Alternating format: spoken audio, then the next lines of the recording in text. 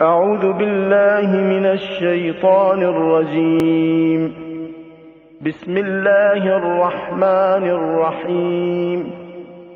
الحمد لله رب العالمين الرحمن الرحيم مالك يوم الدين إياك نعبد وإياك نستعين اهدنا الصراط المستقيم صراط الذين أنعمت عليهم غير المغضوب عليهم ولا الضالين.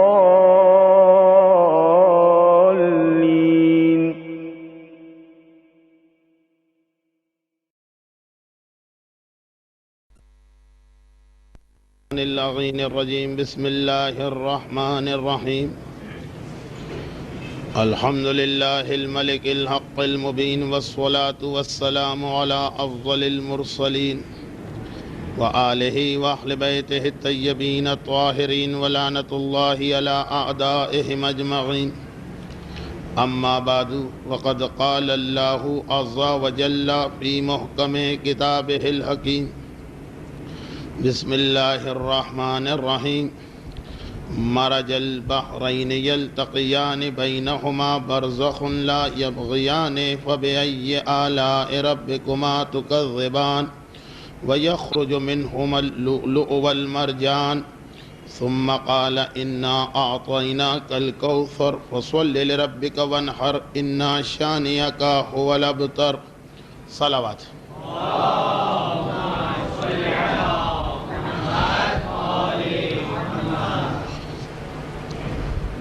تاریخ اسلام پڑھنے والوں کو معلوم ہے کہ 15 رمضان کی یہ رات عالم اسلام کے لیے خود پیغمبر کے زمانے میں ایک اتنی بڑی عید اور خوشی بن کے آئی تھی کہ جس دن سے رسول نے اعلان رسالت کیا تھا اس دن سے لے کے اس تاریخ کے آنے تک مسلمانوں کے پاس عید یا خوشی کا کوئی تصور نہ تھا. میں اکثر اس موضوع پہ گفتگو کر چکا ہوں، اس لیے آج اس کو دہرانا مقصد نہیں. صرف جو میرا اصل عنوان ہوا کرتا ہے کہ ہر معصوم کی ولادت کی خوشی اور ہر معصوم کی شہادت کا غم مناتے ہوئے ہمیں صرف یہ دیکھنا پڑتا کہ وہ جو ایک اصول حضرت ابراہیم نے بتایا: وَمَن تَبِعَهُ فَإِنَّهُ مِنِّي وَمَن تَبَعَنِي فَإِنَّهُ مِنِّي، جو میری پیروی کر رہا ہے وہ ہے میرا والا، اور جو میری پیروی نہیں کر رہا اس کا مجھ سے کوئی تعلق نہیں. تو ولادت امام کی خوشی ہو یا شہادت امام کا غم، میرا موضوع تو ہر ایک کو معلوم ہے کہ کیا ہوتا، لیکن وہاں تک پہنچنے کے لیے کچھ تمہیدی باتوں کا ذکر ضروری ہے. انا اعطیناک الکوثر، اس کا شان نزول جب ہم دیکھتے ہیں تو پتہ چلتا ہے کہ قرآن کا یہ سورہ اس وقت نازل ہوا جب مسلمانوں کی پریشانی حد سے تجاوز کر گئی، اور وہ وقت آ گیا کہ پیغمبر اسلام کا سمجھانا بھی مسلمانوں کو حوصلہ نہیں دے رہا تھا. قبائلی نظام میں آج بھی جہاں جہاں پاکستان میں آزاد قبائل رہتے ہیں وہاں بھی جا کے آپ دیکھ سکتے ہیں کہ قبائلی نظام میں کسی بھی انسان کے لیے اپنے قبیلے سے بچھڑ جانا یا جدا ہو جانا موت کے برابر ہے. اس لیے کہ جہاں پہ حکومت اور قانون نہیں ہوتا تو وہاں کیا چیز ہے کہ جو کسی انسان کی عزت کو، جان کو اور مال کو بچائے؟ وہ صرف ایک چیز ہوتی کہ اس کا قبیلہ چونکہ اس کی پشت پناہی کر رہا ہوتا، اس لیے کسی میں یہ ہمت نہیں ہوتی. یعنی جب حکومتوں کا ایسا سسٹم نہ ہو تو جنگل کے قانون میں اور انسانی معاشرے میں کیا فرق بن جاتا؟ حکومت نہ رہے تو جو جنگل کا حساب ہے یہ ہر طاقتور کمزور جانور کو چیر پھاڑ کے رکھ دیتا، مگر انسانی معاشرے میں بہرحال ایسا نہیں ہوتا. کسی حد تک جنگلوں میں بھی ہم کو نظر آتا کہ وہ جانور جو گلے بنا کے رہتے ہیں، تنہا نہیں، 50 60 100 ایک ساتھ چلتے ہیں، ان کے اوپر دوسرا جانور بھی ذرا مشکل سے اٹیک کرتا. تو قبائلی معاشرے کے اندر جہاں کوئی حکومت ہی نہیں ہے، جہاں کوئی فوج نہیں ہے، جہاں کوئی پولیس نہیں ہے، جہاں کوئی عدلیہ نہیں، جہاں کوئی ایڈمنسٹریشن نہیں، کیا چیز آدمی کو روکے گی کہ اس کا مال نہ اٹھاؤ؟ کیا چیز آدمی کو روکے گی کہ اس کی عزت سے نہ کھیلو؟ کیا چیز آدمی کو روکے گی کہ فلاں کی جان نہ لو؟ وہ صرف ایک خوف ہوتا کہ اگر ہم نے کسی کے مال پہ ہاتھ ڈالا تو اس کا قبیلہ اس کے ساتھ ہے، اور طاقتور قبیلہ ہے، ہم کیسے مقابلہ کریں گے؟ یاد آ گیا ہوگا آپ کو یہ جملہ. ہجرت رسول کیوں ہوئی؟ کیونکہ تمام سرداران مکے نے طے کیا کہ رات کو حملہ کر کے رسول کو شہید کر دینا. حکم خدا گیا کہ اے محمد ہجرت کر جاؤ، اب مکے میں قیام کرنا مناسب نہیں. لیکن وہ جو میٹنگ تھی، ہر ایک کے علم میں ہے کہ اس میٹنگ میں سب سے بڑا مسئلہ یہ آ گیا تھا کہ رسول پہ حملہ کون کرے. ڈر رسول کا نہیں تھا، بلکہ ڈر یہ تھا کہ بنی ہاشم چھوڑیں گے نہیں، انتقام لیں گے.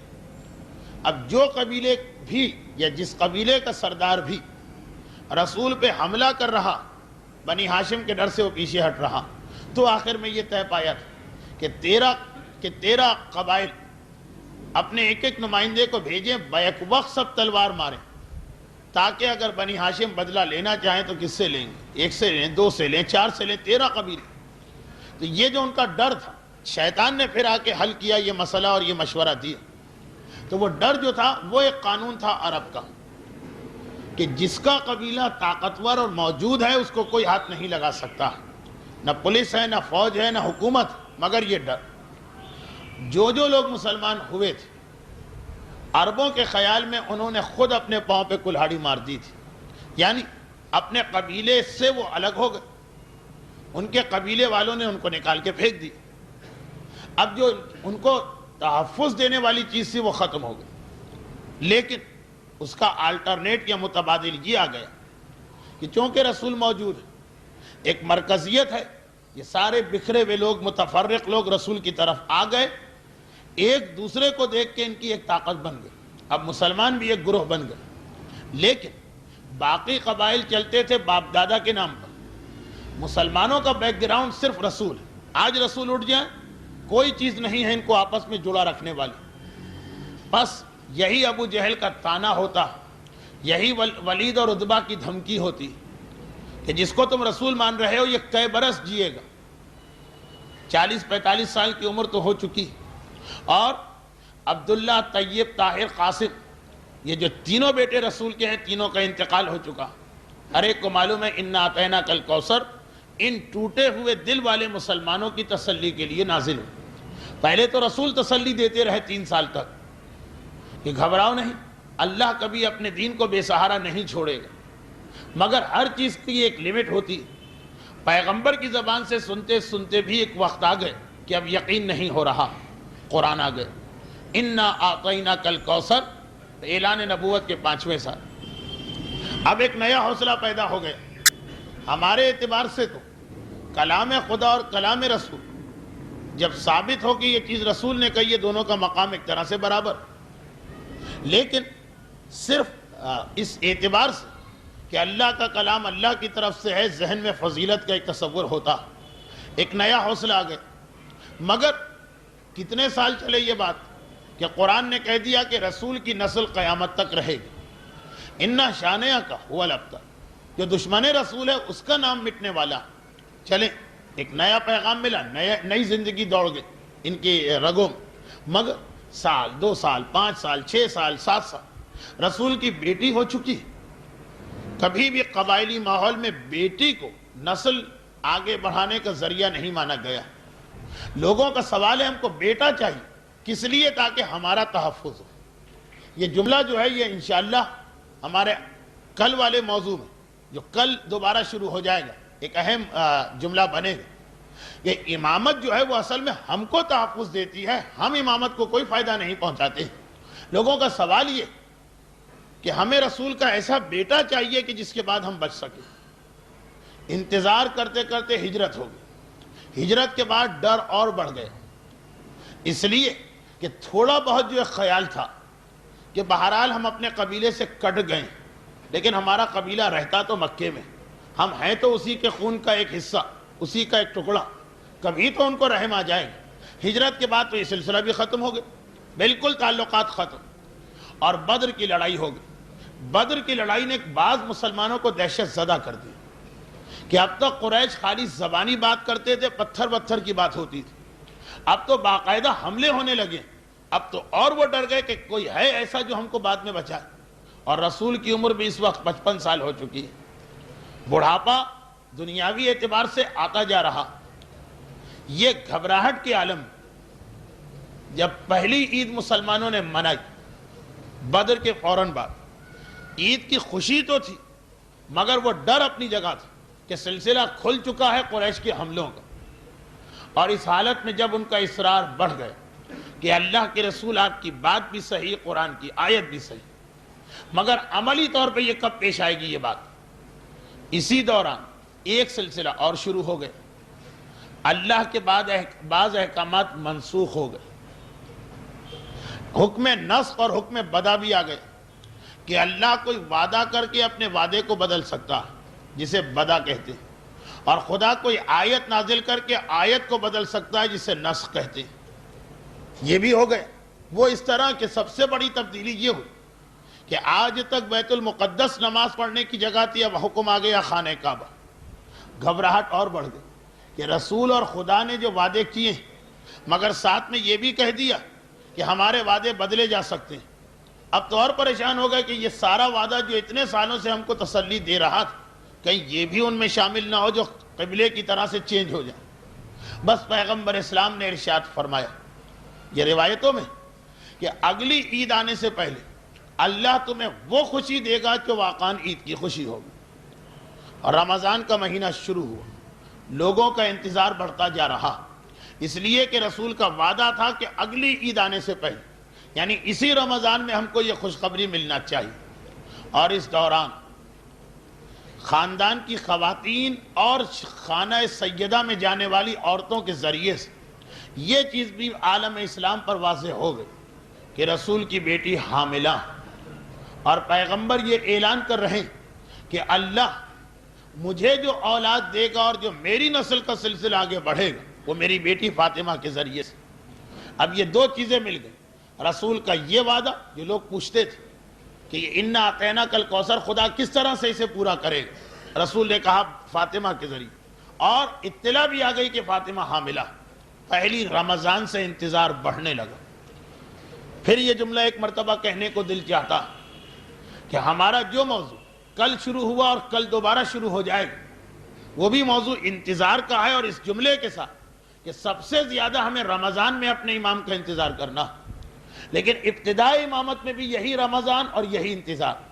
شہزادی کے حاملہ ہونے کی خبر، اتنی تفصیلات خاندان اہل بیت سے کبھی باہر نہیں آتی کہ یہ بچہ کب ہو سکتا ہے، کون سی تاریخ متوقع، اس لیے کہ خاندان اہل بیت کی جتنی بھی جسمانی حالتیں وہ عام معاشرے سے بالکل ہٹ کر، آثار حمل نہیں ہوتے، راتوں رات ولادت ہو جاتی۔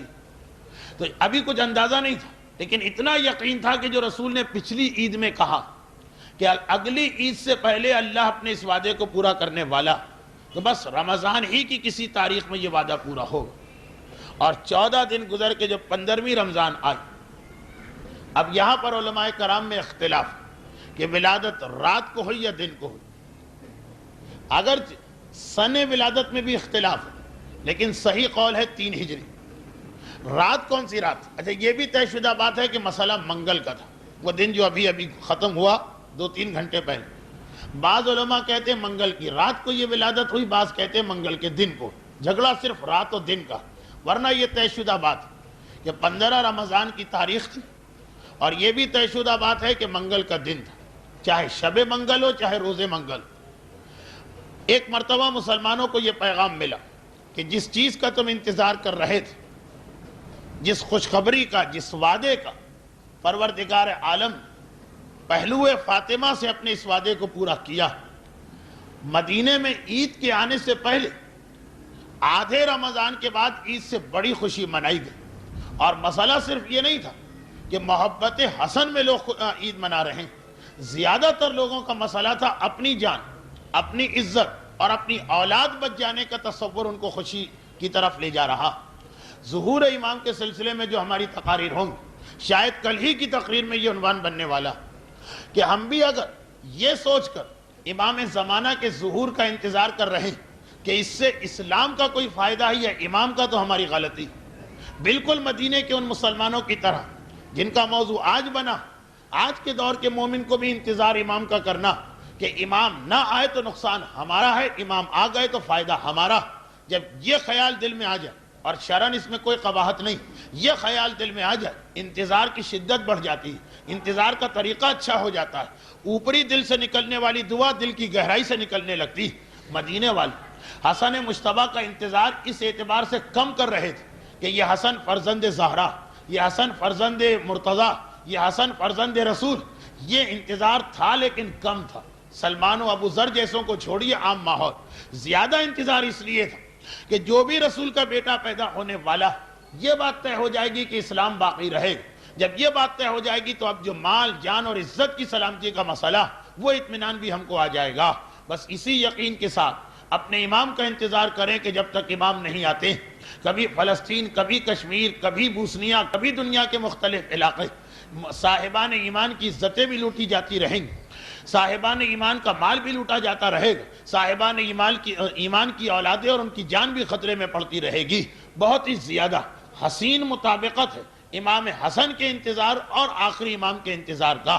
دونوں انتظار رمضان میں ہم کو زیادہ انتظار کرنا.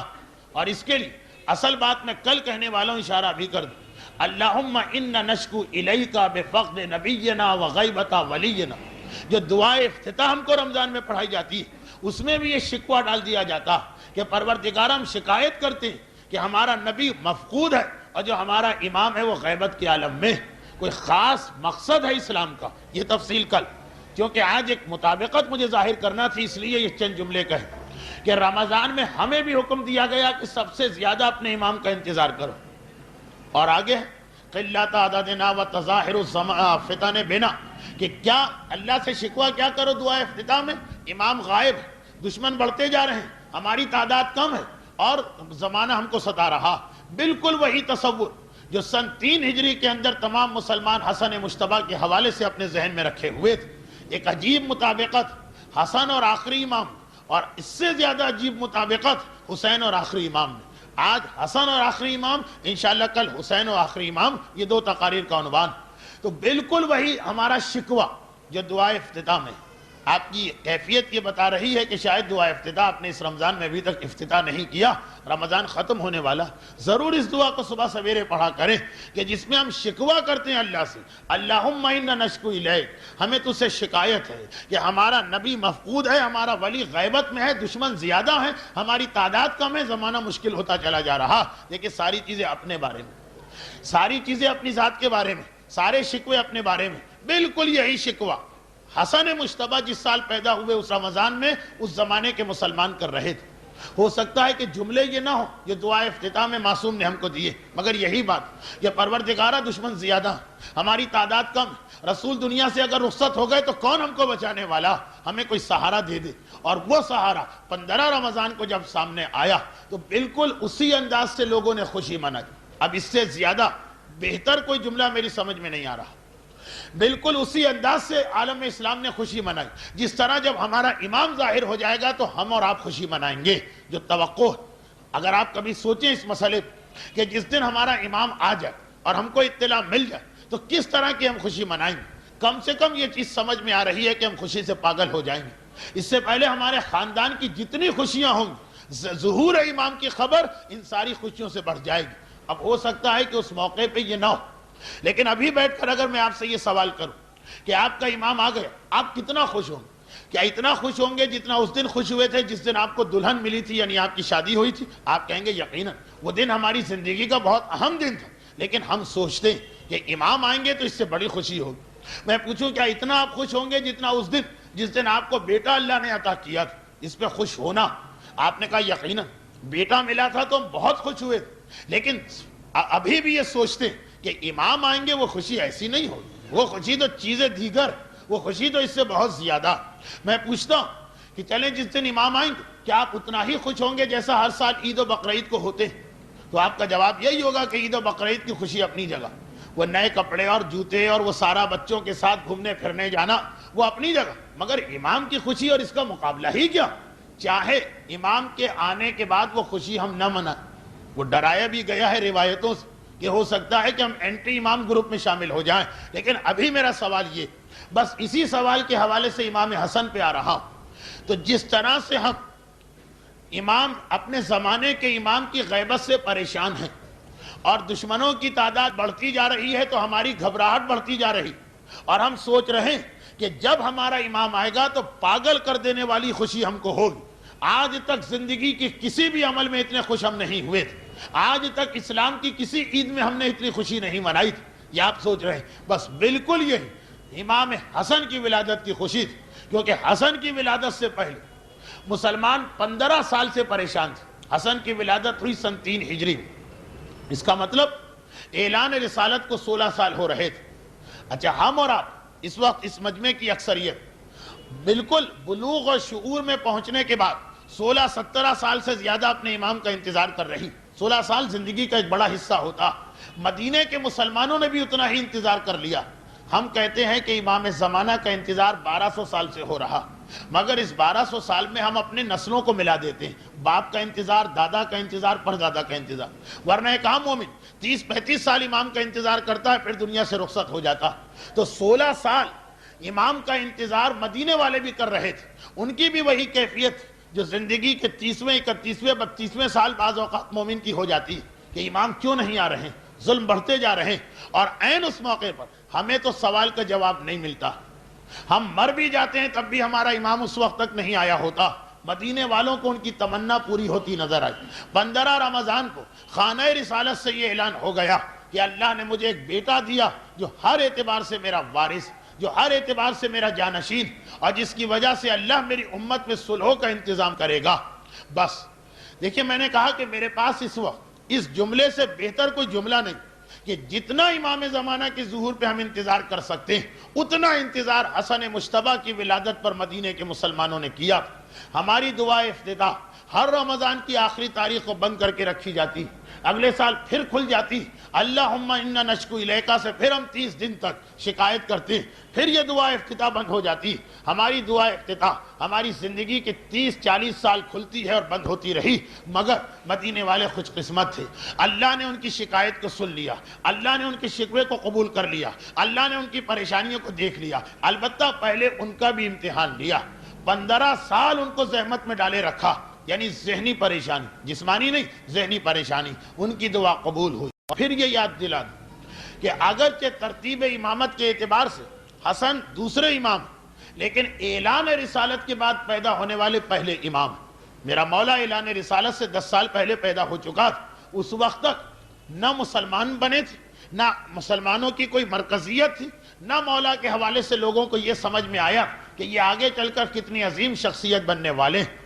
حسن مجتبیٰ پہلا امام جو اعلان رسالت کے بعد دنیا میں آ رہا، وہ پہلا امام جس کو رسول نے اپنا بیٹا قرار دے دیا، ولادت ہی سے اس کے فضائل بیان کیے جانے لگے تو واقعاً بالکل وہی خوشی منائی جا رہی کہ عید کی خوشی اس کے سامنے ہیچ، انسان کی اپنی زندگی کی خوشیاں اس کے سامنے بیکار۔ سارا عالم اسلام خوشی کی ایک عجیب کیفیت کو محسوس کر رہا، اور اسی ابتدائی زمانے میں، ولادت حسن کے اسی ابتدائی زمانے میں حسن کے بارے میں بار بار ایک جملہ دہرایا جا رہا، بلکہ بعض روایتوں میں لکھا کہ 1 سال تک پیغمبر اس جملے کی تکرار کرتے رہے۔ 1 سال کے بعد جب حسین پیدا ہوئے تب اس جملے میں حسین شریک بنے، ورنہ پہلے 1 سال خالی حسن تھے کہ رسول کہہ رہے ہیں یہ میرا بیٹا، یہ میرا وارث، یہ میرا جانشین، اس کی عزت کرنے والا میری عزت کر رہا، اس سے دشمنی رکھنے والا مجھ سے دشمنی رکھ رہا۔ دیکھیے حسین جب پیدا ہوئے، حسین ہمیشہ جو اس قسم کی حدیثیں آئیں حسن کے ساتھ آئیں، مگر حسن کو یہ امتیاز حاصل کہ اکیلے حسن کا تذکرہ 1 سال تک ہوتا رہا، اور اس دوران مختلف پہلوؤں سے فضائل حسن ہمارے سامنے آ رہے ہیں۔ ام ایمن کا واقعہ تو ہر مومن اور ہر مومنہ کو یاد ہے۔ ام ایمن خاندان رسالت کی پرانی کنیز، صاحب معرفت کنیز، پیغمبر اسلام کی والدہ، جناب آمنہ کے زمانے کی کنیز، اتنی پرانی کہ پیغمبر اسلام کا بچپنا انہوں نے دیکھا، اور کہا یہ کہ پیغمبر کا بڑھاپا آ چکا، خاندان کے کئی رازوں کو جانتی، وہ راز جو عام لوگوں سے چھپائے جاتے ہیں، ورنہ لوگ اس خاندان کو خدا سمجھنے لگے۔ گھر کے اندر جو واقعات ہوتے ہیں عام آدمی برداشت نہیں کر سکتا۔ ابو ذر غفاری جب برداشت نہ کر سکے سلمان فارسی کے واقعے کو، کہ ایک مرتبہ آگ جل رہی ہے، لکڑیاں ختم ہو گئی، آگ بجھ رہی، سلمان نے اپنا پیر ڈال دیا، ایک مرتبہ آگ اور روشن ہو گئی۔ ابو ذر جیسا سلمان کے مقام کو نہ پہچان سکا تو یہ تو آل محمد کی منزل، اتنا اپنے آپ کو آل محمد نے چھپا کے رکھا۔ مگر جو گھر کی خاص الخاص کنیزیں جیسے وہ بھی پریشان ہوگی۔ 3 دن کا بچہ، آنکھیں ایک مرتبہ بالکل رکی ہوئی، جسے موشن لیس یا بے حس و حرکت، بہت ہی مشہور واقعہ کہ سیدہ طاہرہ اپنے حجرے میں یا مکان کے صحن میں ایمن گھبرائی آ رہی، وہی کیفیت کہ مثلا کسی کے بیٹے کا انتقال ہو جائے تو آپ سوچتے ہیں کہ کیسے اس کے باپ کو اطلاع دے، اور باپ کو شاید پھر بھی اطلاع دے دی جائے، ماں کو کیسے بتائیں تمہاری اولاد دنیا سے رخصت ہو گئی۔ ایمن اسی کیفیت میں آئی، شہزادی کو دیکھا، ایسا لگا کہنا چاہتی ہے نہیں کہہ رہی، کہنا چاہتی ہے نہیں کہہ پا رہی۔ 2-3 دفعہ جب یہ کیفیت ہوئی تو شہزادی نے خود مسکرا کے کہا، اے ایمن کیا بات ہے؟ گھبرا کے کہا، شہزادی ایک ایسی خبر لے کے آئیں کہ ہمت نہیں ہو رہی ہے کہ آپ کو بتاؤں، لیکن بتانا بھی ضروری۔ کہا کیا بات؟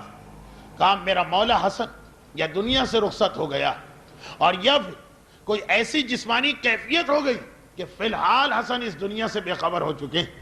جملے بھی کچھ تھے جسے بیان کرنا میں احترام امامت کی بنا پہ مناسب نہیں سمجھ رہا، کچھ اس قسم کی بیماریاں ہوتی۔ شہزادی نے مسکرا کے کہا تمہیں کیسے پتا چلا؟ کہ شہزادی میں اسی حجرے میں، حسن میرے سامنے بستر، 3 دن کا بچہ ہے، 3 دن کا بچہ، اور کافی دیر سے میں دیکھ رہی ہوں، نگاہیں بالکل ٹھہری بھی، آنکھوں کی پلکیں تک نہیں جھپک رہی، اور جسم کے اندر قطعاً کسی قسم کی کوئی حرکت نہیں۔ شہزادی نے کہا چلو ایمن میں بھی دیکھوں۔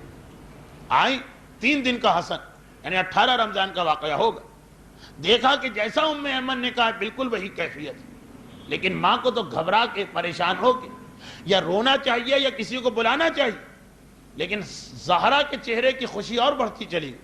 کہا ایمن اسی حالت سے تم گھبرا رہی ہو؟ کہا کہ ہاں شہزادی، 3 دن کا بچہ، پلکیں تک نہیں جھپک رہی، آنکھیں تک حرکت میں نہیں۔ کہا تمہیں معلوم ہے میرے حسن کی یہ حالت کیوں؟ اس لیے کہ میرا حسن اس وقت لوح محفوظ کا مطالعہ کر رہا۔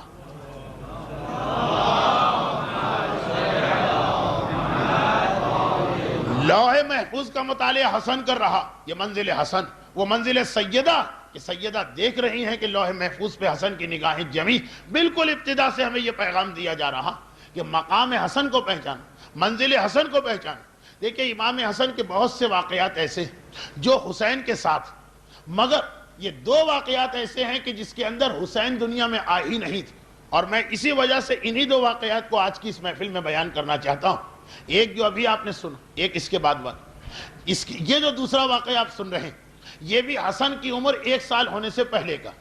1 سال کے جب حسن ہو گئے، بلکہ 1 سال بھی کیوں 11 مہینے، اس کے بعد ہر واقعے میں حسین شریک ہو رہے ہیں۔ اب یہ دوسرا واقعہ 11 مہینے سے پہلے کا، یہ بھی مشہور روایت ہے۔ اللہ کا رسول مسجد النبوی میں بیٹھا، اور وہ زمانہ ہے کہ اسلامی حکومت تو قائم ہو چکی۔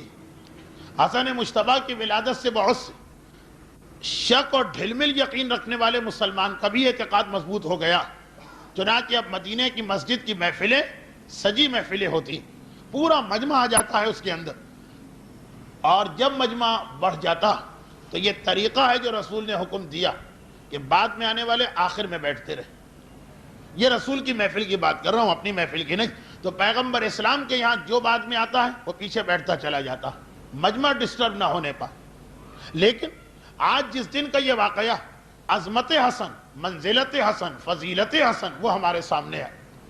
یہ آج کا جو دن، تو ایک مرتبہ سب نے یہ منظر دیکھا کہ کوئی شخص مسجد میں داخل ہوا، اور مسجد کے دروازے سے رسول کی محراب تک، جہاں رسول، کھچا کھچ بھرا ہوا مجمع، لیکن بعض آنے والے ایسی شان و شوکت کی، ایسے وقار، ایسی وجاہت، ایسا دبدبہ، ایسا گریس ان کے اندر ہوتا کہ لوگ احتراماً ان کو جگہ دے دیتے۔ یہ آج جو آنے والا آیا وہ بھی کوئی ان کو پہلے سے نہیں جانتا، مگر چہرے پہ کچھ ایسا روب اور جلال کہ از خود لوگ راستہ دے رہے ہیں۔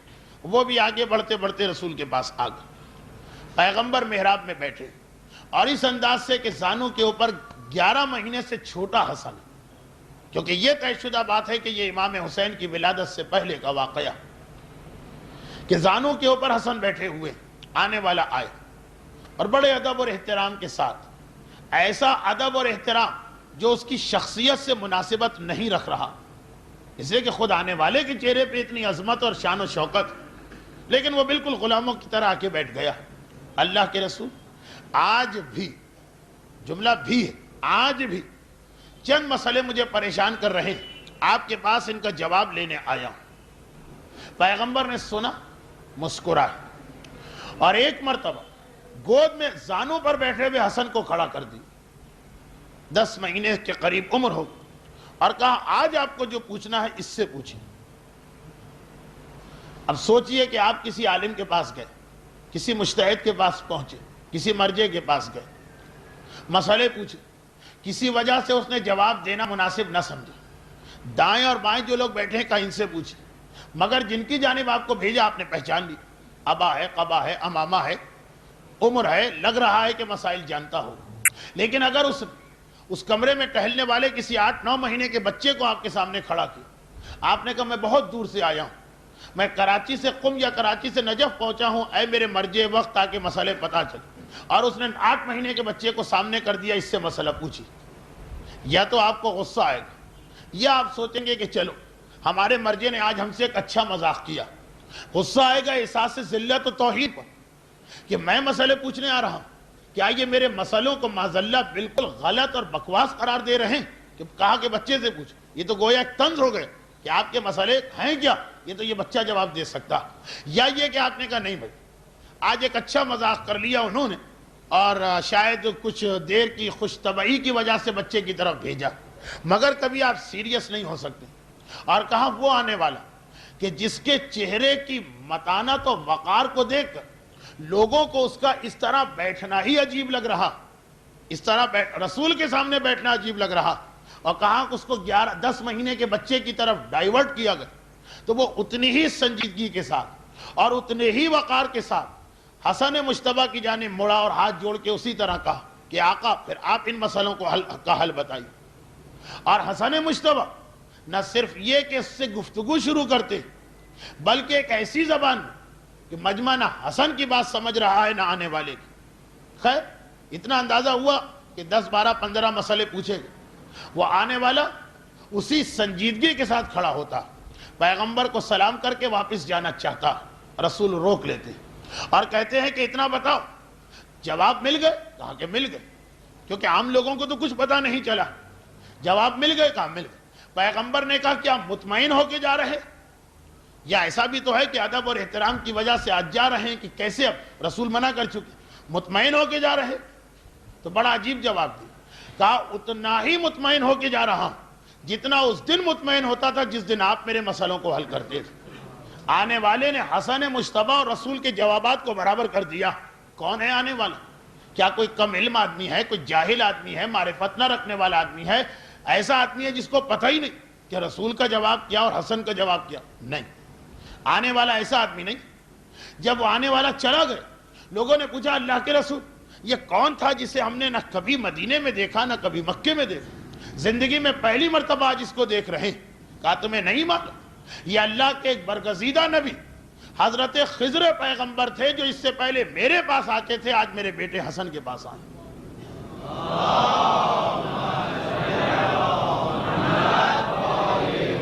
اصل چیز یہ نہیں، اصل چیز خضر کا وہ جواب، اتنا ہی مطمئن ہو کے جا رہا ہوں جتنا آپ سے پوچھتا تھا تو مطمئن ہو کے جاتا تھا۔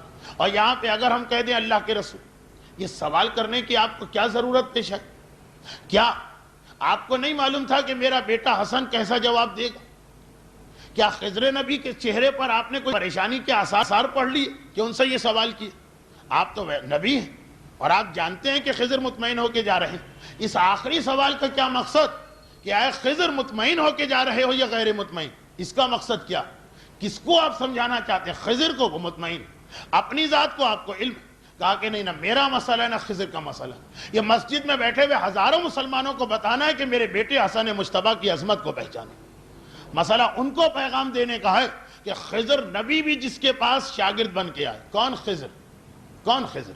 خضر وہ کہ ہمارے عقیدے کے اعتبار سے اگر ہم انبیاء کی فہرست بنائیں ترتیب فضیلت میں تو سب سے افضل تو سردار کائنات، دوسرے نمبر پر حضرت ابراہیم، اور تیسرا عظیم نبی جناب موسیٰ۔ جناب موسیٰ جو فضیلت کے اعتبار سے رسول اور ابراہیم کے بعد تیسرے نبی۔ ایک بات، جناب موسیٰ جن کو اللہ نے پہلی اہم ترین کتاب عطا کی، 4 اہم ترین کتابیں ہیں جو خدا نے نازل کی۔ ویسے تو علماء کہتے ہیں کہ 112 یا 114 کتابیں آئیں، مگر اہم ترین کتابوں میں تورات، زبور، انجیل، قرآن میں سب سے پہلے کون سی کتاب آئی؟ تورات۔ موسیٰ وہ نبی ہیں جنہیں پہلی مرتبہ اللہ نے کتاب دی ہے انبیاء میں سے کسی کو، اور موسیٰ وہ نبی، صرف 3 یا 4 نبی ایسے جو اپنے سے پہلے کی شریعت کو کینسل کرتے تھے۔ موسیٰ وہ نبی ہیں جن کی شریعت نوح کی شریعت کو نسخ کرنے والی، یعنی صاحب شریعت ہیں، صاحب کتاب، فضیلت میں تیسرے نمبر پہ آ رہے ہیں۔ اور ان تمام باتوں کے بعد ان 5 پیغمبروں میں جو اولو العزم پیغمبر ہیں، یہ بچوں کو تو اچھی طرح یاد ہے، دینیات میں پڑھتے رہتے ہیں، اس کے باوجود جب موسیٰ اپنے کمال کی انتہا کو پہنچ گئے، یعنی یہ دنیا کے سامنے موسیٰ کے فضائل آ گئے، کب؟ فرعون سے جہاد ہو گئے، اپنا عصا کو اژدہا بنانے کا معجزہ دکھا چکے، ساحروں کو شکست فاش دے چکے، دریائے نیل یا بحیرہ قلزم ان کے عصا سے 2 ٹکڑوں میں بٹ چکا، موسیٰ کا لشکر خیریت سے نکلا، فرعون غرق ہو چکا، زمین کنعان تک پہنچ کے وہاں پہ اپنی حکومت قائم کر چکے، جتنی بھی موسیٰ کی فضیلتیں ہیں وہ سب سامنے آ گئیں۔ اب موسیٰ کی زندگی کے آخری دن دنیا سے رخصت ہونا، اور ایک مرتبہ حکم مل رہا کہ اے موسیٰ اب تم جاؤ، جہاں 2 دریا ملتے ہیں وہاں پہ میرا ایک بندہ ہے، اس کی شاگردی اختیار کرو۔ موسیٰ اپنی عظمت کی انتہا پر پہنچ کر شاگرد بنائے جا رہے ہیں جناب خضر نبی کے۔ پورا واقعہ بتایا تو تقریر اسی میں ہو جائے گی۔ جناب خضر کے شاگرد بن، اور خضر نے کہہ دیا کہ موسیٰ تم میرے شاگرد بن نہیں سکتے، میری تمہاری نبھ نہیں سکتی۔ 3 سوال، 3 اعتراض، 3 جواب بہرحال علیحدہ کیے گئے ایک مقام پر، لیکن یہ طے شدہ بات کہ جہاں پر موسیٰ کے کمالات کی انتہا تھی وہاں پہ موسیٰ کو بھیجا گیا، اب جا کے تمہیں مزید علم حاصل کرنا ہے تو خضر کے شاگرد بنو۔ اکثر ہم پہ یہ اعتراض کیا جاتا ہے کہ ہم اپنے اماموں کو نبی سے بڑھا دیتے ہیں۔ تحقیقی جواب اپنی جگہ، یہ ہمارا عقیدہ بھی ہے کہ بجد رسول خدا ہمارے تمام امام تمام انبیاء سے افضل، اور اس کی دلیلیں بھی ہمارے پاس ہے جو کتابوں میں، لیکن مختصراً اجمالاً یہاں پہ یہی دیکھ لی کہ ہم نے یہ دیکھا کہ موسیٰ اپنے تمام کمالات کی انتہا پہ پہنچے۔ حسن مجتبیٰ ابھی پیدا ہوئے 1 سال بھی زندگی کا نہیں گزرا، موسیٰ جب تمام کمالات کو حاصل کر چکے، صاحب شریعت بنے، صاحب کتاب بنے، موسیٰ کو اللہ نے اقتدار دنیاوی عطا کر دیا، موسیٰ کے تمام معجزات سامنے آ گئے، کہا اب تم جاؤ اور جا کے خضر کے شاگرد بنو۔ جہاں موسیٰ کا اینڈ، جہاں موسیٰ کا اختتام، جہاں موسیٰ کی انتہا، وہاں خضر کا شاگرد بنایا جا رہا، اور وہ خضر ایسے ہیں کہ حسن مجتبیٰ کا آغاز ہے اور خضر کو حسن مجتبیٰ کا شاگرد بنایا جا رہا۔ درود بھیجے محمد۔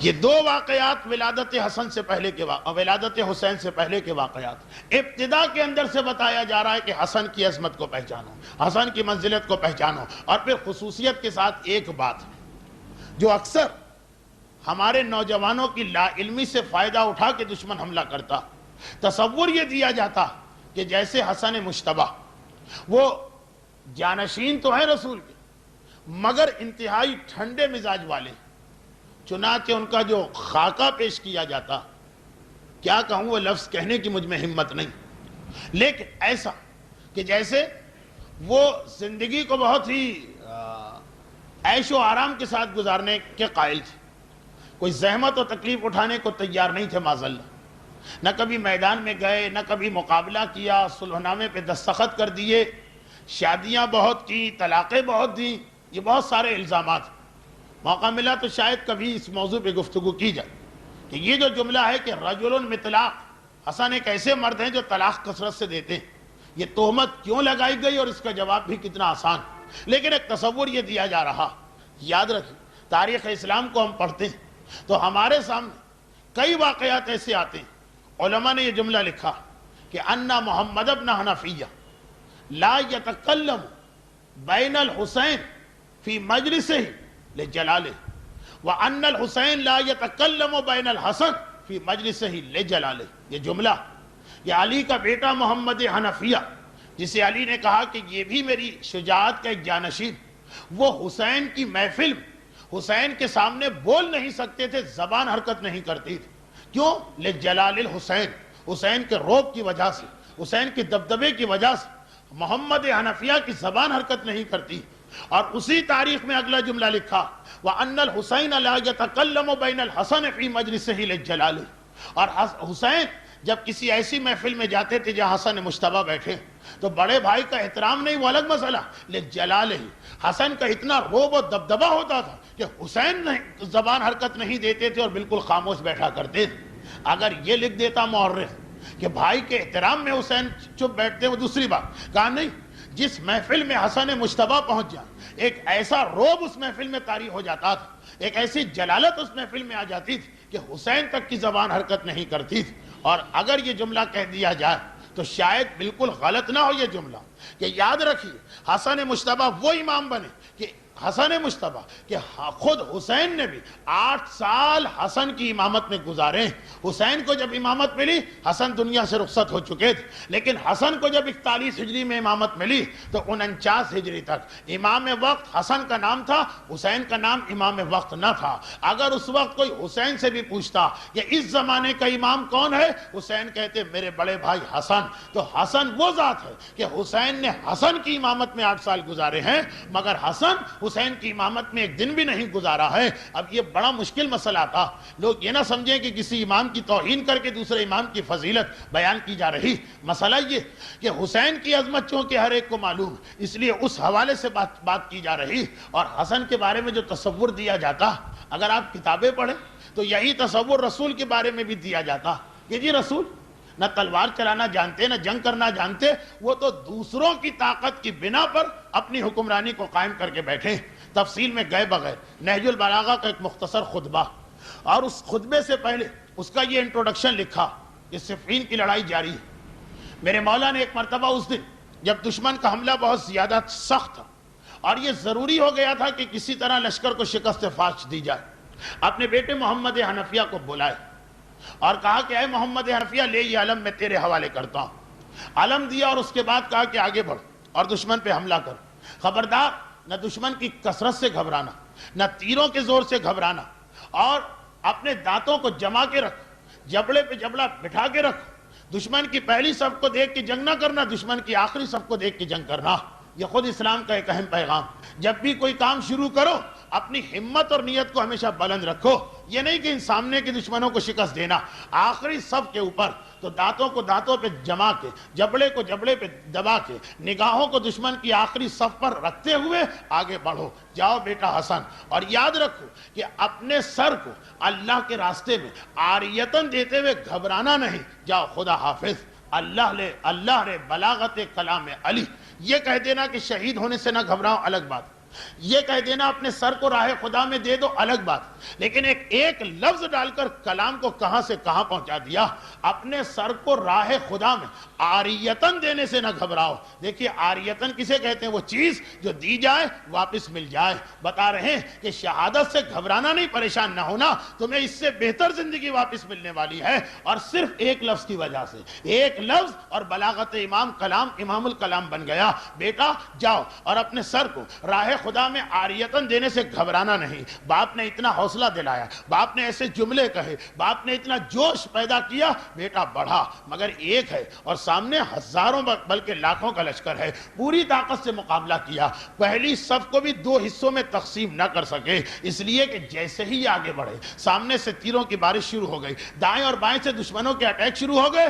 گھبرا کے چند قدم پیچھے ہٹے, باپ کے قریب آئے. باپ نے ایک مرتبہ اب آ کر پہلے خالی زبانی اور خطبے کے ذریعے سے حوصلہ دلا رہے تھے، اب آ کر محمد حنفیہ کی پشت پہ ہاتھ رکھا، کہا بیٹا گھبراؤ نہیں، وہی جملے دہرائے، آگے بڑھ کے حملہ کرو۔ پھر باپ نے جو ہاتھ رکھا کندھے پر، جو ایک طرح سے تھپکی دی، ایک طرح سے شاباش دی، بیٹے میں ایک نیا جوش پیدا ہوا۔ بڑے کے سامنے انسان اپنی قوت سے زیادہ کام کرنا چاہتا، اور کہاں علی جیسا سامنے اور حوصلہ دلا رہا، مگر ہے تو ایک انسانی طاقت کی ایک حد ہوتی، آگے بڑھ، اور پھر پہلی صف سے ٹکرائے، تیروں کی بارش، دائیں اور بائیں سے دشمنوں کا اٹیک، واپس آنا پڑا۔ تیسری مرتبہ بھی جب یہی منظر ہوا، تو اب اس سے پہلے کہ میرا مولا کچھ اور کہے، اس سے پہلے کہ میرا مولا کسی اور انداز سے حوصلہ بڑھائے، حسن بھی قریب کھڑے یہ منظر دیکھ رہے ہیں، مسکرا کے آگے بڑھے، اپنے چھوٹے بھائی کے ہاتھ سے علم لیا، تلوار لے کے آگے بڑھتے، سامنے سے تیروں کی بارش ہوئی، دائیں اور بائیں سے دشمن نے اٹیک کیا، مگر جتنی تیروں کی بارش ہوتی جاتی اتنے ہی تیزی سے حسن کے قدم آگے بڑھتے جاتے ہیں۔ پہلی صف ٹوٹی، دوسری صف ٹوٹی، اور دیکھتے ہی دیکھتے حسن کی تلوار آخری صف کے ٹکڑے ٹکڑے کر رہی ہے، ادھر کا لشکر ادھر بھاگا، ادھر کا لشکر ادھر بھاگا، اور سیکنڈوں کے اندر میدان خالی نظر آ رہا ہے۔ حسن مجتبیٰ ایک عجیب شان کے ساتھ واپس آ رہے ہیں، باپ کے قریب پہنچے، باپ نے پیشانی کو بوسہ دیا، مگر دیکھ لیا کہ محمد حنفیہ ان کی نگاہیں زمین پہ گڑ گئیں، ماتھے پہ ندامت اور پشیمانی کا پسینہ جمع ہو چکا، سارے جسم میں لرزہ۔ بات بھی صحیح، غیرت مند کے لیے یہ ایک بہت بڑی بات، میں 2 دفعہ نہیں 3 دفعہ ناکام رہا، میرا بابا حوصلہ دلاتا رہا، میرا بابا میری پشت پہ ہاتھ رکھتا رہا، اور میں 3 دفعہ پہلی صف کو بھی نہ توڑ سکا، اور میرے بھائی جو اسی علی اور فاطمہ، جو اسی علی کا بیٹا، سیکنڈوں کے اندر جتنی دیر میں پہلی صف پہ نہ جاتا تھا، آخری صف تک کو توڑ کے اسلام کو ایک فتح دلوا دی، کم از کم اس دن کے لیے۔ اب گھبراہٹ ہے، اب ماتھے پہ ندامت کا پسینہ ہے، اب شرم کے مارے جسم لرز رہا ہے، اب نگاہیں زمین پہ گڑی ہیں۔ میرے مولا نے اپنے چھوٹے بیٹے کی حالت دیکھی، بے اختیار علی آگے بڑھتے، محمد حنفیہ کو گلے سے لگاتے، اسی انداز سے پیشانی کو بوسہ دیا جس انداز سے ابھی حسن مجتبیٰ کو بوسہ دیا تھا، اور کہا تھا اے بیٹے محمد، گھبرانا نہیں، یا بنیا شرمندہ نہ ہو، شرماؤ نہیں۔ اس لیے دیکھیں شرمندگی اور ندامت کہاں ہوتی؟ جب 2 برابر کے آدمیوں کا مقابلہ، ایک جیت جائے ایک ہار جائے تو شرمندگی ہوتی۔ میرے مولا نے کہا بیٹا محمد حنفیہ، گھبراؤ نہیں، پریشان نہ ہو، شرماؤ نہیں، تمہارا اور حسن کا کوئی مقابلہ ہی نہیں ہے، تم میرے بیٹے ہو، حسن رسول کا بیٹا ہے، حسن اگر جیت کے آ رہا ہے شرمندہ ہونے کی ضرورت نہیں، یہ برابری کا مقابلہ ہی نہیں ہے۔ ارے میں کہتا ہوں میرے مولا کے اس جملے کو، وہی جو میں نے شروع میں کہا، اللہ رے بلاغت کلام علی، اس ایک جملے میں علی نے بیک وقت 2 جملوں کو واضح کر دیا، اور ہمیں بتایا کہ دیکھو یہ حسن مجتبیٰ ہے، اے میرے امام حسن مجتبیٰ، آپ کی بھی شان کیا ہے، ایک ضربت کے ذریعے آپ نے 2 مسئلے حل کر دیے، اپنی طاقت بھی دکھا دی اور اپنے نانا رسول خدا کی طاقت کا مظاہرہ بھی کر دیا۔ درود بھیجے محمد والے۔ حسن مجتبیٰ تاریخ اسلام کا ایک اہم ترین کردار، تاریخ امامت کی ایک اہم ترین کڑی۔ اب یہ وہ موقع اور وہ مرحلہ کہ جہاں پر اگر ہم چاہیں تو اس تفصیل میں جا سکتے ہیں کہ ایسی اہم ترین شخصیت ہونے کے باوجود حسین میدان کربلا میں جان دینے کو تیار، تو حسن جیسے صاحب فضیلت ہو، صاحب مرتبت ہو، صاحب منزلت ہو، آخر صلح نامے پہ دستخط کیوں کر لوں؟ یہ ایک ایسا مسئلہ ہے کہ یہاں پہ ایک سوالیہ نشان پیدا ہوتا۔ اگر ایسی طاقت جو علی کی شان، کبھی لشکر کو دیکھ کے حملہ نہیں کیا کہ کون میرے ساتھ آ رہا، تن ایسی قوت ہے، تو پھر آخر یہ صلح نامے پہ دستخط کیوں؟ یہاں پہ صرف اتنا کہنا کہ ایک بات تو ہر مومن کو یاد رکھنا کہ چاہے عقیدے کا مسئلہ ہو، چاہے تاریخ کا مسئلہ ہو، چاہے فقہ کا مسئلہ ہو، ہماری سب سے بڑی غلطی ہوگی اگر کیوں کا جواب دینے کے لیے ہم تیار ہو جائیں۔ یہ جو کیوں کرنے والے ہوتے ہیں، ان میں سے 95% کا مقصد بات کو ماننا نہیں ہوتا، ہمیں اور آپ کو الجھانا ہوتا، ہر چیز میں ان کا کیوں تیار ہوتا۔ اگر آپ ان کے کیوں کا جواب دے دیں تو ایسا نہیں کہ وہ مان لیں، وہ ایک نیا کیوں نکال کے آ جائیں گے، اس کا بھی جواب دیں گے، وہ ایک تیسرا کیوں نکال کے آ جائیں گے۔ ہم فقہ میں بھی دیکھتے ہیں، شراب حرام کیوں ہے، گانا گناہ کیوں ہے، حجاب واجب کیوں ہے، خمس کی ادائیگی کیوں ہے، سہم امام مرجعی کو کیوں دیا جائے، ایک ایک کیوں کو بتاتے جائیے، اور باقاعدہ جدید ترین سائنسی تحقیقات سے یہ نہیں کہیں گے اسلام سچا مذہب، ایک نیا کیوں آ جائے گا۔ میں تو بہت اس مرحلے سے گزرا ہوں، کراچی کا ایک ایسا عشرہ میں پڑھتا ہوں جہاں کیوں والے کے، جو وائے والے ہیں، ان کے سوالات کا جواب دیتا ہوں، مگر میں نے 4-5 سال وہاں 40-50 مجلسیں کیوں پہ پڑھی۔ ان مجلسوں کے بعد میں نے کسی کو داڑھی رکھتے نہیں دیکھا، الا ما شذ و ندر۔ ان مجلسوں کے بعد میں نے کسی عورت کو خاص حجاب کرتے نہیں دیکھا، لیکن جہاں میں نے کبھی کیوں کا چکر ڈالا ہی نہیں، سیدھی سادھی بات، یہ واجب ہے، عمل کیا تو یہ جزا ہے، عمل نہ کیا تو یہ سزا۔ وہاں پہ دیکھا ہے بغیر کیوں کے لوگوں نے چیزوں کو مانا بھی، واجبات کی پابندی بھی کی، حرام سے اپنے آپ کو بچایا بھی۔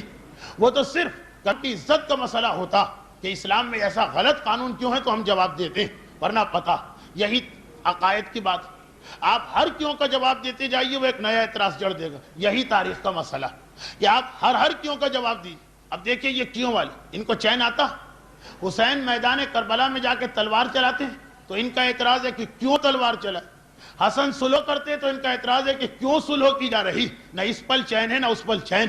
یہ مسئلہ کوئی چیز سمجھنے کا ہے ہی نہیں، مسئلہ فقط اعتراض کرنے کا، مسئلہ فقط اعتراض کرنے کا۔ اور یہ اس سے پہلے کی بات، رسول کی زندگی کو دیکھی، عیسائیوں نے کتنی تہمتیں لگائیں، اور وہاں وہ وہی کیوں کے ذریعے سے۔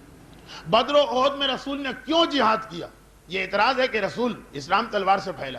اور جب صلح نامے پہ دستخط ہے تو اسی کتاب میں اگلا اعتراض جڑ دیا گیا، اگر رسول کو اپنی سچائی کا یقین تھا تو صلح کیوں کر لی۔ تو یہ کیوں سے جو ہے مسئلہ کبھی حل نہیں ہوتا۔ تو یہ ہمارا مسئلہ نہیں کہ کیوں صلح کی، لیکن اپنے نوجوانوں کو فقط اس سے ایک پیغام نکلتا ہے وہ بتانے کے لیے اتنی بات کر دی جائے کہ تاریخ کے واقعات کو ہمیشہ اس کے پورے پس منظر کے ساتھ سنا کرے تو بات سمجھ میں آئے گی۔ اسلام جذباتیت کا مذہب نہیں، اسلام حقیقت کو ماننے کا مذہب۔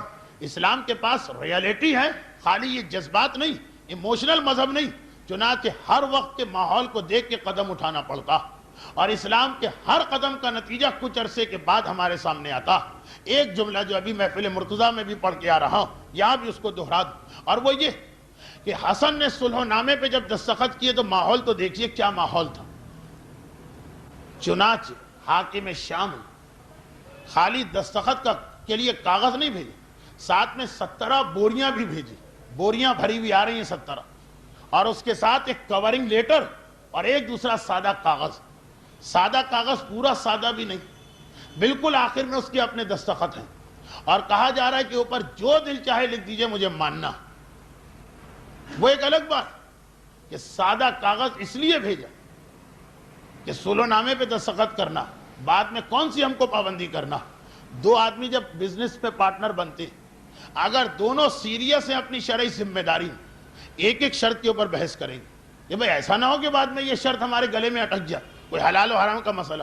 اور اگر دو پارٹنر میں سے ایک کو پہلے ہی سے پتا کہ کون سا معاہدہ، کون سا ایگریمنٹ، کون سی پابندی، کون سا حلال و حرام، ابھی تو کسی طرح اس سے پیسے نکلواؤ، بعد میں اس کاغذ کی کیا اہمیت، وہ تو جو آپ کہیں گے اس سے ڈبل لکھوانے کو تیار ہو جائے گا۔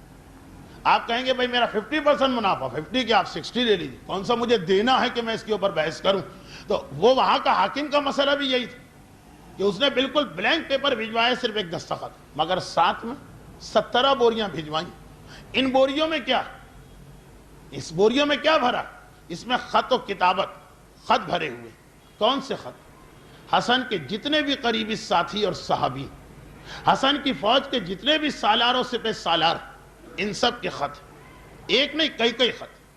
حاکم شام کی ان سے کراسپونڈنس یا خط و کتابت ہوئی، اور ڈائریکٹ بات، تمہارا ایمان خریدنا ہے کتنے کا بیچو گے، یہ بالکل کھلی بات۔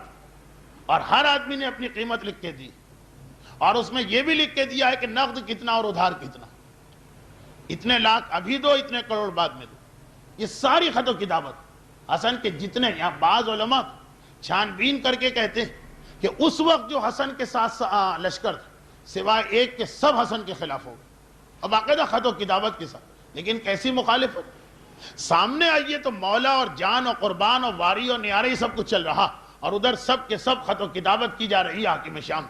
وہ سارے خط اس نے بھجوا دیے، اور جو ساتھ میں ایک خط لکھ کے بھیجا کہ پہلے ان سارے خطوط کو پڑھ لیجئے، پھر سوچیے جنگ کرنا بہتر ہے یا صلحوں پہ دستخط کرنا بہتر ہے۔ یہاں پہ ایک بات میں اور بتا دوں کہ اکثراً جب یہ واقعات ہم پڑھتے ہیں تو دل میں خیال پیدا ہوتا کہ کیسے بدبخت و بدقسمت لوگ تھے، امامت کا دامن تھام لیا اور پھر اپنے ایمان کو بیچ دیا۔ کروڑوں سجدے اس پر ادا کیجئے شکر پروردگار کہ ایمان ہمارا اور آپ کا سلامت ہے، اور ایک شکر کا سجدہ اس بات پہ بھی ادا کر لیجئے کہ ہمارے ایمان کو کوئی خریدنے والا مارکیٹ میں موجود نہیں، ورنہ جس بات پہ ہم سوچ رہے ہیں کہ وہ کون لوگ تھے جو حسن کے ساتھی ہیں حسن کی فوج میں اور بکے جا رہے ہیں، وہ تو لاکھ پہ بکے، ہم میں تو کتنے ایسے ہیں کہ فقط ایک اور دو پہ بک جائیں گے، اور ہم اپنی فقہی مسائل میں دیکھتے ہی رہتے کہ 2 پیسے کا نفع ہو رہا ہے، کہاں حلال کہاں حرام، کہاں کا خدا کہاں کے امام کہاں کی شریعت۔ تو یہ ایمان آج خریدنے والا نہیں ہے کوئی، اس لیے ہمارا پردہ ڈھکا ہوا۔ اب بار بار وہ جملہ کہوں گا، آپ کہیں گے بہت زیادہ ایڈورٹائز ہو گیا، وہ یہ کہ انشاءاللہ جو غیبت امام اور ظہور امام زمانہ کی تقریریں آ رہی اس میں سنیے کہ کتنے ہی لوگ غیبت کے اندر اتنے مخلص کہ آدمی سوچ نہیں سکتا، ظہور کے بعد سب کے ایمان بک جائیں گے۔ تو وہ آنے والا زمانہ ہے۔ ابھی ہمارا پردہ اس لیے محفوظ ہے کہ کوئی خریدار نہیں ہے ہمارے ایمان کا، ورنہ حسن کے زمانے میں ایمان کی نقاب ہر ایک کے چہرے پر تھی اور سب اپنے آپ کو بیچ چکے تھے۔ حسن مجتبیٰ نے دیکھا، اور ایک بات یاد رکھیے کہ جب آدمی جذباتی ہوتا وہ کہتا ہے میں مر جاؤں گا مگر کوئی ایسا قدم نہیں اٹھاؤں گا کہ جس سے ذرا سے میری بے عزتی ہو۔ کیا اس طرح سے اسلام جان دینے کی اجازت دیتا؟ فقہی مسئلہ یہ کہ اگر عورت کی عزت لٹ رہی وہ کہے کہ نہیں میں کنویں میں چھلانگ لگا کے مر جاؤں گی یا مکان کی چھت سے خودکشی کر لوں گی، وہ بھی غلط ہے۔ البتہ عام طور پر ایسے موقع پہ خواتین کو ہوش و حواس نہیں ہوتی، کیونکہ یہ تو انتہائی شریف عورت ہوگی جس کا یہ مسئلہ ہوتا، ہوش و حواس نہیں ہے اس لیے خودکشی کر لیتی ہیں، اسلام اس کو نظر انداز کر دیتا، مکلف نہ رہی جب عقل نہ تھی اس وقت۔ لیکن اگر سوچنے اور سمجھنے کی صلاحیت ہے تو انتہائی شریف گھرانے کی عورت بھی اس کو یہ مسئلہ یاد رکھنا کہ عزت لٹ جانے دے، جان بچانا واجب، یہ واجب اور حرام کا دار و مدار۔ اور یہی وجہ کہ صدام کے مظالم میں ہمیں جب یہ اس قسم کے واقعات نظر آتے ہیں تو ہو سکتا ہے ہمارے ہاں کوئی سوچے کہ ہماری عورتیں ہوتی تو وہ خودکشی کر لیتی، کبھی یہ توہین برداشت نہ کرتی، وہ خود خلاف شرع۔ اور صدام کے مظالم میں جن خواتین کی توہین کی بات ہوتی وہ سب مذہبی اور مجتہدین کے گھرانے کی خواتین ہوتی۔ لیکن کتنا بڑا امتحان ہے، ممبر سے یہ کہہ دینا تو آسان ہے، مگر واقعاً اس عورت کے لیے یہ کتنا بڑا امتحان۔ یہ اسلام، جذبات الگ ہیں، حقیقت الگ، اپنے خیالات الگ ہیں، اللہ کا حکم الگ۔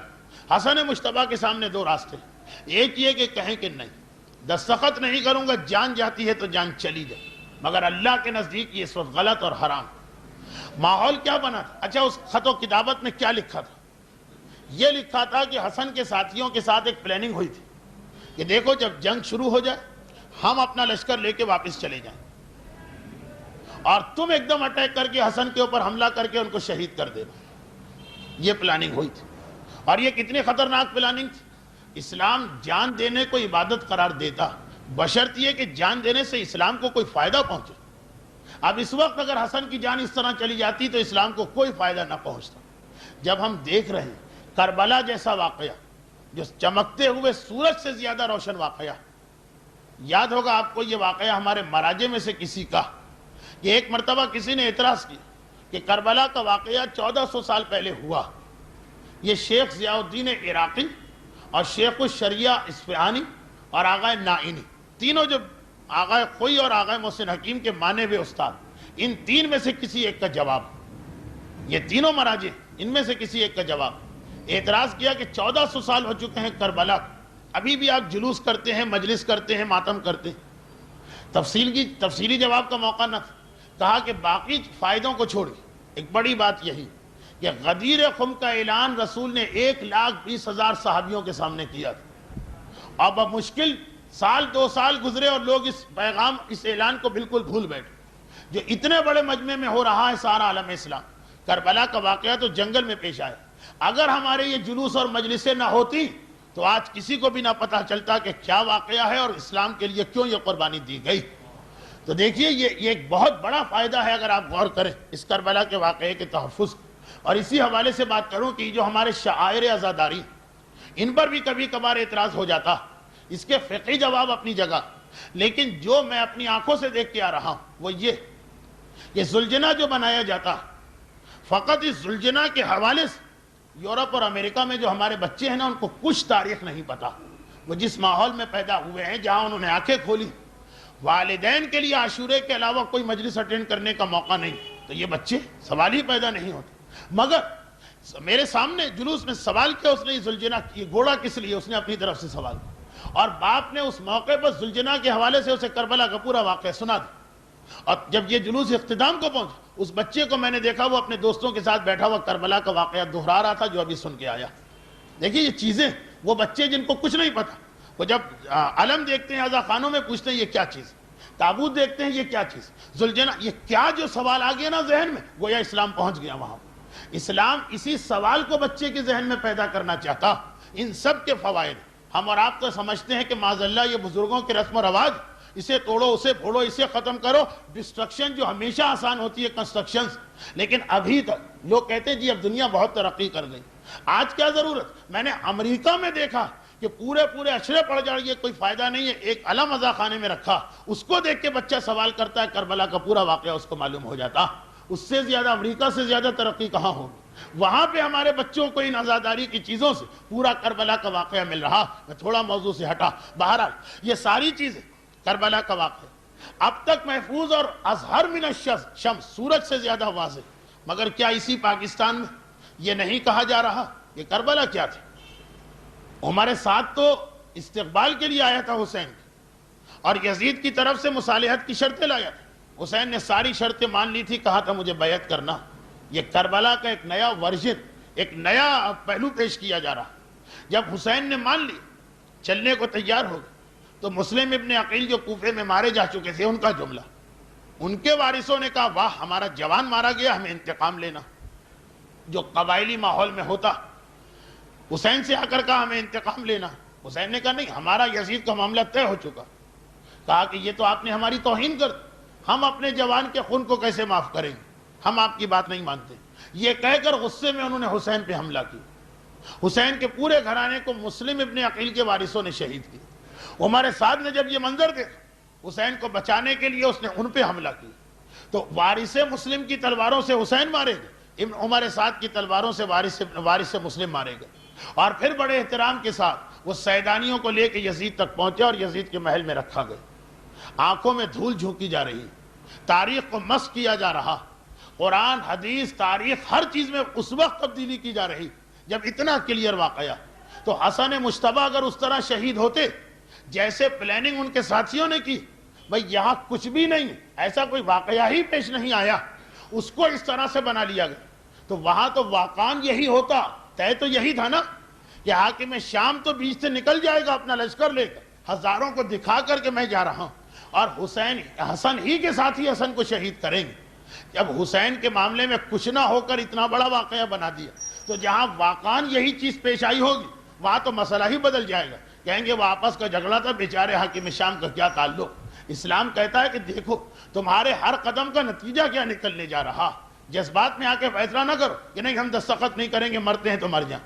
مرنے کے بعد تمہاری جان گئی, تمہارا مقصد گیا, اسلام کو کوئی فائدہ نہیں ہوا, اور حاکم اپنی جگہ جیت گئے کہ جی ہم نے تو خاندان اہل بیت کی اتنی عزت کی تھی, انہی کے گھر والوں نے ان کو مار دیا. ایسی شہادت کو اسلام قبول نہیں کرتا. حسن کے پاس دوسرا کوئی متبادل تھا ہی نہیں, اور اسلام کہتا ہے رسول کی طرح. رسول نے بھی تو صلحوں پہ دستخط کیے, اور وہی منزل یہاں پر بھی آئے گی. رسول کی صلحوں پہ بھی شک تو بہت سے دلوں میں ہوئی, اور ہمارا یہ عقیدہ کہ جس نے اس وقت رسول کی صلحوں پہ شک کیا تو وہ گویا رسالت کے دائرے سے نکل گیا. یہی اصول یہاں چلے گا. صلح و رسالت پہ شک کرنے والا رسالت سے نکل جاتا, صلح و حسن پہ شک کرنے والا دائرہ امامت سے نکل جاتا.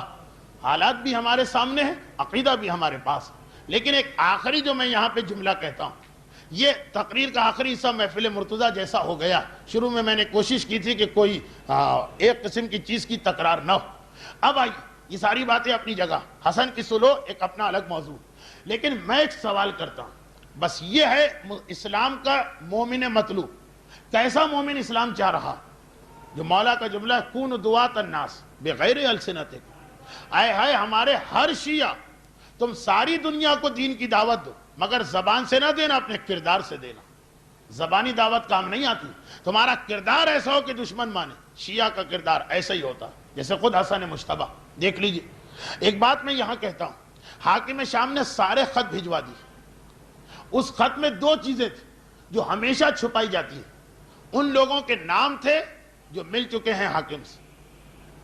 اب مسئلہ کیا کہ یہ لوگ وہ ہیں جو پیسے کے لالچی, نہ ان کو حسن سے محبت ہے نہ مخالف. جو پیسہ پھینکے گا یہ اس کے ساتھ ہو جائیں گے. مسئلہ یہی تو بنا.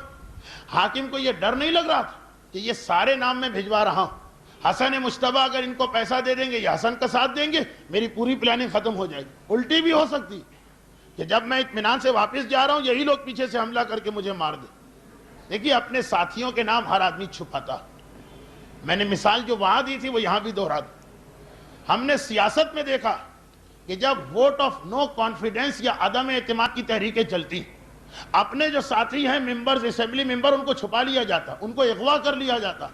ان کے بیوی بچوں کو پتہ نہیں ہوتا وہ کہاں غائب ہو گئے. کیوں کہ اگر ظاہر رہا کہ کون ہمارا ساتھی ہے, مخالف کہیں, کیا کہتے ہیں, ہارس ٹریڈنگ, مخالف کہیں اس کو خرید کے نہ لے جائے. یہ جو مسئلہ, تو کیا یہ مسئلہ حاکم شام کے سامنے نہیں تھا کہ میں سب کے نام بھجوا رہا ہوں؟ اس سے بڑی میری سیاسی حماقت کیا. اچھا کوئی یہ کہے کہ حاکم کو پتا تھا کہ حسن کے پاس دولت کہاں, غلط خیال. بھئی حاکم کے پاس کون سی دولت؟ اس کے پاس دولت ہے اس ایک صوبے کی جس کا وہ حکمران ہے, اسی کی دولت تو ہے. تو 18 صوبے تھے اسلامی دنیا کے, 17 حسن کے ساتھ تھے, شام کا صوبہ وہاں تھا. یعنی حسن کے پاس 17 خزانے تھے, اس کے پاس ایک خزانہ. وہ اگر 1 دینار پھینکے گا, حسن 2 نہیں, 4 نہیں, 5 نہیں, 17 دینار اس کے سامنے پھینک سکتے. اور خرید و فروخت میں یہی تو ہوتا. یہ آدمی پیسے والے, اگر اس نے 1 دینار دے کے خریدا تو ہم 10 دینار دے کے واپس خرید سکتے. پیسہ بھی ہے. پھر حاکم نے یہ سارے نام کیوں بھیجوا؟ اور نام ہی نہیں, ان کی قیمت بھی بھیجوا دی جو خط میں لکھی. قیمت کا مسئلہ بھی ہر آدمی چھپاتا. مجھے تو نہیں معلوم, میرا تو کبھی اس قسم کی چیزوں سے واسطہ نہیں رہا. سنا کہ جب ٹینڈر جمع کیے جاتے ہیں تو اس کے اندر یہ بھی ایک راز ہوتا کہ ہر کمپنی نے کتنے کا ٹینڈر جمع کیا. اور جو چالاک کمپنیاں ہوتی وہ کسی طرح سے جو اصلی جو ٹینڈر لے رہا پیسے ویسے کھلا کے کلرک کو ملا کے یہ معلوم کرواتی, یہ بتا دو کہ سب سے کم ٹینڈر کتنے کا, تاکہ اس سے 8 آنے کم کا ہم ٹینڈر داخل کریں اور ہم کامیاب ہو جائیں. یعنی یہ پرائس یا قیمت بھی چھپائی جاتی. حاکم شام نے قیمت بھی بتا دی, اب تو کوئی مسئلہ ہی نہ رہا کہ کتنے میں ان کو خریدنا. مگر نہیں, یہ حاکم شام کا اعتماد. حسن سب کچھ کریں گے, شریعت کے خلاف کوئی کام نہیں کریں گے. میں نے رشوت دی, اب چاہے ان کے نام بھی میں بتا دوں, ان کے پیسے بھی بتا دوں, حسن کبھی رشوت نہیں کھلائیں گے. یعنی حسن یہ قبول کر لیں گے حکومت نکل جائے لیکن شریعت کبھی میرے ہاتھ سے نہ نکلے. میرے مولا کے سامنے 2 رہا, 2 میں سے ایک آپشن لینا. یا تو اپنی حکومت بچانے کے لیے حسن بھی رشوت دینے لگے مگر یہ خلاف شریعت, یا حسن اسلام کو بچانے کے لیے حکومت جانے دے. آپ بتائیے صاحبان ایمان, آپ کا مولا حسن مجتبیٰ اپنے کردار کی زبان سے آپ کو کیا پیغام دے رہا؟ یہی تو کہہ رہا ہے کہ اے مومنوں آ کے دیکھو مجھے, میں ایک طرف حکومت بچا کر, ہو سکتا ہے بعد میں اسلام کو بہت فائدہ بھی پہنچا دوں, مگر حکومت بچانے جاتا ہوں تو رشوت دینا پڑے گی. رشوت دیتا ہوں تو نہ صرف یہ کہ خلاف شریعت عمل بلکہ عصمت بھی ختم ہو رہی, اور میں رسول کا وارث ہوں. جب میں کوئی غلطی کر رہا ہوں تو بات میرے نانا تک پہنچ رہی. اور دوسرا یہی طریقہ, حکومت جاتی ہے تو جائے, اقتدار جاتا ہے تو جائے, 17 خزانے جاتے ہیں تو جائیں, ظاہری عزت جاتی ہے تو جائے, مگر میں نہ شریعت کے خلاف جاؤں گا, نہ اسلام کے خلاف جاؤں گا, نہ عصمت کے خلاف جاؤں گا, نہ اپنے نانا کی سیرت کے خلاف جاؤں گا. بس ہمارے سامنے حسن کا پیغام آئے, اس پیغام کو اپنے ذہنوں میں بٹھا لیجئے, اور آئندہ سال 15 رمضان آئے تو پورے اعتماد کے ساتھ جب محفل میں آ رہے ہوں تو حسن مجتبیٰ سے یہ کہتے ہوئے آئیے گا کہ مولا حسن, پچھلے سال ہم نے سنا کہ آپ کی سیرت یہ ہے کہ شریعت کے لیے ہر شے قربان, ہم نے پورا سال ایسا ہی گزارا. کبھی ہمارے خاندان نے ہم کو شریعت سے نہیں ہٹا پایا, کبھی ہمارا بزنس ہمیں شریعت سے نہیں ہٹا پایا, کبھی ہماری دولت دنیا ہمیں شریعت سے نہیں ہٹا پائی, کیونکہ ہم نے آپ کا واقعہ سنا, آپ نے شریعت کے لیے اقتدار کو ٹھوکر مار دیا. تو یہ جو چھوٹے چھوٹے دنیاوی فائدے ہوتے ہیں, اگر یہ عہد کر کے آپ جائیں اور اگلے سال اس عہد کو پورا کر کے حسن کی بارگاہ میں سرخرو ہو تو سمجھیے کہ آپ نے ولادت حسن کا جشن منا لیا. ورنہ میرے مولا کا جملہ اگرچہ عید کے بارے میں لیکن ہر عید پہ چلتا کہ لیس العید لمن لبس الجدید انما العید لمن امن الوعید. عید یہ نہیں ہے کہ تم نے نئے کپڑے پہن لیے، عید یہ ہے کہ تم عذاب خدا سے بچ گئے ہو. بس اس طرح سے حسن کی عید کو منائیے. یہ ولادت امام اس طرح سے منائی جائے کہ ہم کہہ سکیں کہ مولا آپ کی سیرت کا یہ پیغام ہم نے حفظ کر لیا ہے اور سارا سال ہم اس کے اوپر عمل کریں گے. اور اس وقت یہ تو ہمارے لیے پیغام ہو. صلح حسن کے بارے میں نے دو بات بتایا، اس کا پس منظر کیوں ہوئی صلح، یہ بھی ایک مسئلہ. ایک یہ ہے کہ پھر بظاہر صرف اس لیے صلح کہ حسن شریعت کو نہیں چھوڑ سکتے، لیکن ایسا نہیں. رسول کی صلح حدیبیہ جب فتح مکہ کا پیش خیمہ بنی، حسن کی صلح کے بھی بہت سے فائدے، اتنے فائدے ہیں کہ 3-4 مجالس ہو سکتی، مگر نہیں. آپ بھی گھڑیاں دیکھ رہے ہیں، میں بھی گھڑی دیکھ رہا ہوں، اس لیے صرف ایک جملہ کو دیکھیے. سب سے بڑا ایک فائدہ، ایک جملے میں یہ فائدہ آ رہا، میرا جملہ نہیں، ہمارے بعض علماء کرام کا جملہ، لیکن تاریخ کی پوری حقیقت جمع ہو گئی. ایک فائدہ جو حسن کی صلح کا سب سے نمایاں، فائدے بہت، میرا مسئلہ ہے مجھے ایسا فائدہ بتانا ہے جو 1 منٹ میں بیان ہو سکے. اور وہ فائدہ کیا ہے؟ ادھر حسن نے دستخط کیے صلح نامے پر، تاریخ اسلام 2 حصوں میں تقسیم ہو گئی. اس سے بڑا فائدہ کچھ نہیں ہوگا. سارے عالم اسلام نے مانا. آج تک خلافت راشدہ ہے، آج سے خلافت غیر راشدہ شروع ہو رہی ہے. عالم اسلام کے ہزاروں مسئلوں میں اختلاف، یہ کوئی اختلافی مسئلہ نہیں کہ خلافت راشدہ فقط 5 حکمرانوں تک رہی، جس میں آخری حسن مجتبی. اور اس دن خلافت راشدہ ختم ہو گئی جس دن حسن نے صلح نامے پہ دستخط کر دی. اب خلافت کا سلسلہ تو چلتا رہا بنو عثمان 1923 تک، لیکن اگر حسن کی صلح نہ ہوتی تو پیغمبر سے لے کے 1923 تک کے سارے حکمران اپنے آپ کو خلیفہ راشد اور رسول کا صحیح جانشین قرار دیتے. بڑے سے بڑے متعصب مورخ نے یہ نہیں لکھا کہ خلافت راشدہ آگے بڑھی، کہا نہیں، ایک خلافت راشدہ ہے، پھر خلافت بنو امیہ، پھر بنو عباس ہے، پھر سلجوق ہے، پھر یہ ترک ہے بنو عثمان، یہ ترتیب آ رہی. تو یہ کون سی گھڑی تھی، یہ کون سا لمحہ تھا کہ جس وقت سے خلافت کے 2 حصے کیے گئے، یہ راشد ہے وہ غیر راشد. کون سا مرحلہ تھا جس وقت حسن صلح نامے پہ دستخط کر کے کھڑے ہوئے، ایک لائن کھنچ گئی، ادھر راشدہ ہے ادھر غیر راشدہ ہے. ایک دستخط نے کم از کم اتنا فرق تو واضح کر دیا کہ اب کوئی حکمران اپنے عمل کو رسول کا عمل قرار نہیں دے سکتا. اب کوئی حکمران اپنے آپ کو رسول کا خلیفہ راشد جانشین نہیں کر سکتا. یہ وہ فائدہ تھا کہ دستخط ہوتے ہی حاصل ہو گیا. باقی فائدے تو چھوڑیے، انشاءاللہ حیات رہی تو آئندہ سالوں میں